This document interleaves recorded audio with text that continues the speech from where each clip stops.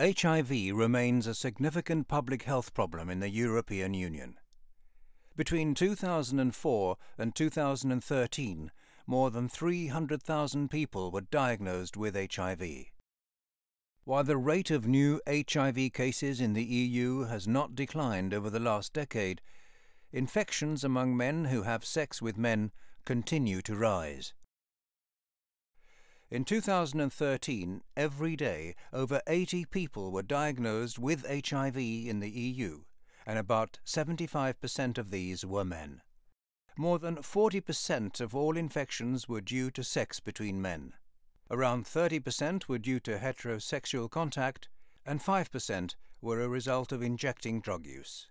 For about 20% of cases, the way of infection was not reported.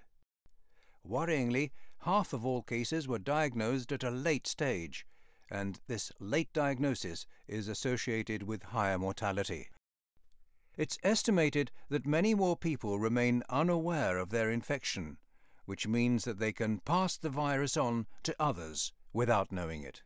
Early diagnosis of HIV allows access to life-saving treatment and reduces the risk of infecting others.